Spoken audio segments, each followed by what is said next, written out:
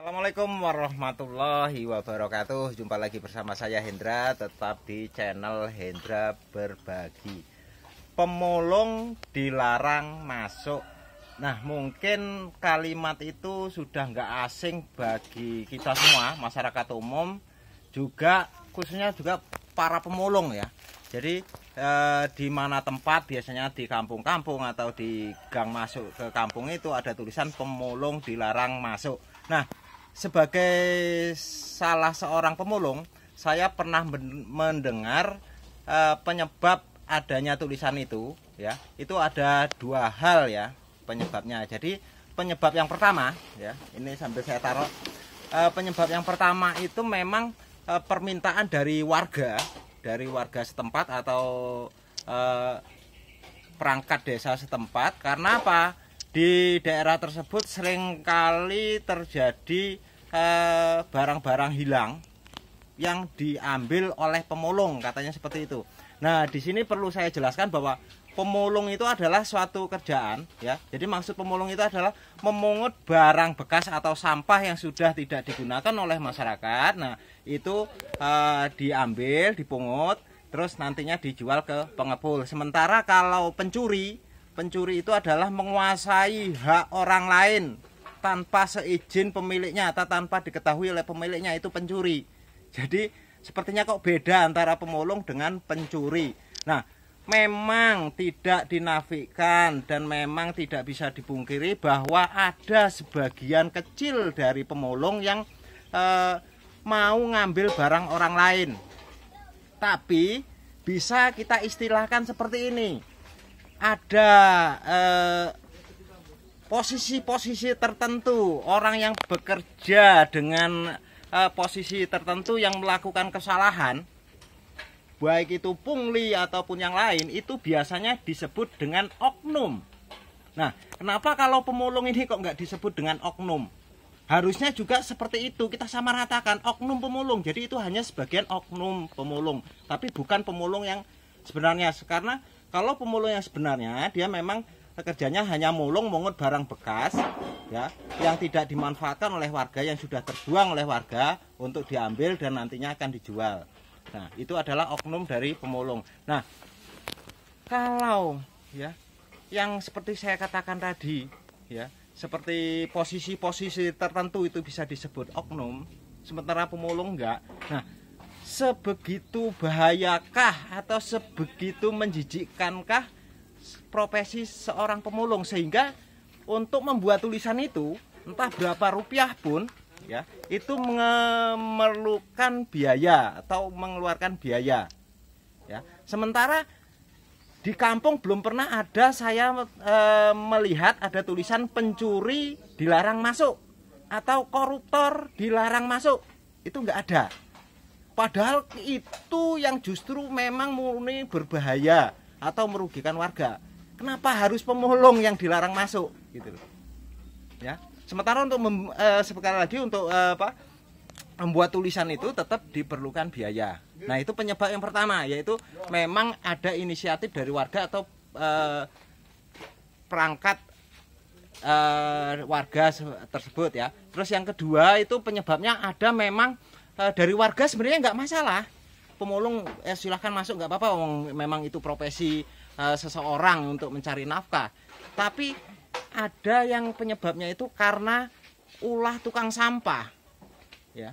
Jadi tukang sampah yang biasa keliling di lingkungan tersebut merasa rezekinya mungkin terkurangi dengan adanya pemulung itu masuk, dia akhirnya menghasut warga ya untuk membuat tulisan itu dengan tujuan kalau pemulung itu nggak masuk ke daerah tersebut, otomatis sampah yang dipungut dia tidak berkurang ya.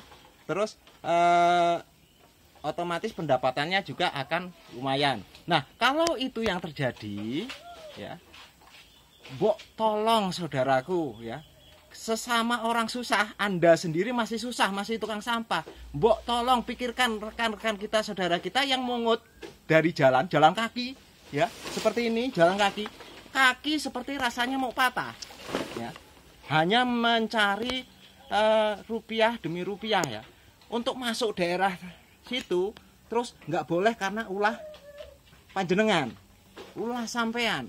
Gimana perasaan rasa kepedulian kalian sesama orang susah. Wong kalian masih susah aja sudah sok mau berkuasa.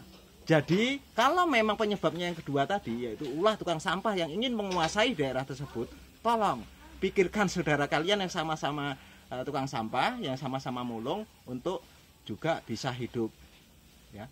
Karena apa? Di video saya sebelumnya, pemulung itu adalah suatu kerjaan yang memang mungkin dilatar belakangi dari keterpaksaan, karena sulitnya untuk mencari pekerjaan, sementara perut harus terus terisi, ya. Jajan anak juga harus tetap ada, biaya sekolah dan lain sebagainya, ya, sehingga dia terpaksa untuk jadi pemulung, ya. Tapi dari kerjaan yang keterpaksaan itu, pemulung pun sebenarnya punya peran atau andil yang cukup penting dalam perekonomian kita. Nah itu kalau misalkan saudaraku semua pengen tahu, itu di video saya sebelumnya sudah ada peran pemulung dalam perekonomian itu seperti apa. Nah seperti itu. Jadi sekali lagi tolong hargai profesi apapun orang itu, ya, selama pekerjaan itu tidak merugikan. Tolong berikan ruang kepada para pemulung untuk mencari nafkah. Kalau ruang mereka sudah tertutupi dengan tulisan-tulisan pemulung dilarang masuk segala macam, ya, sementara dia di jalanan, kan ada larangan, orang dilarang membuang sampah di jalanan. Dia biasa keliling di jalanan sudah nggak ada barang. Terus dia mau nyari di tempat sampah sampah itu kadang-kadang daerah tertentu itu ada yang sudah berkuasa di situ. Nggak boleh lagi dia ngambil atau mengut di tempat sampah itu. Sementara mau masuk kampung dilarang juga. Mereka ini mau hidup dari mana? Jadi kalau memang kepedulian kita nggak ada sama sekali, ya otomatis nanti dampak-dampak negatif yang akan timbul, ya. Karena apa? Mereka itu sudah melakukan kerjaan yang memang rendah, ya, tapi masih tergeser terus. Nah seperti itu. Jadi untuk dua penyebab ini. Nah juga pesan saya untuk saudaraku, sahabatku, sesama pemulung, ya, kita sudah melakukan pekerjaan yang sangat rendah. Yang kita urusi itu sampah, ya. Jadi tolong hati kita jangan seperti sampah, ya. Jangan sampai kita sudah ngurusi hal yang bau sampah tapi hati kita juga busuk bau, ya. Jadi kalau bagi saudaraku yang saat ini profesinya sebagai pemulung, ya, itu cobalah, sudah kita terima memang pekerjaan itu, hindari kerjaan-kerjaan yang memang dilarang, baik itu oleh pemerintah maupun oleh agama, ya.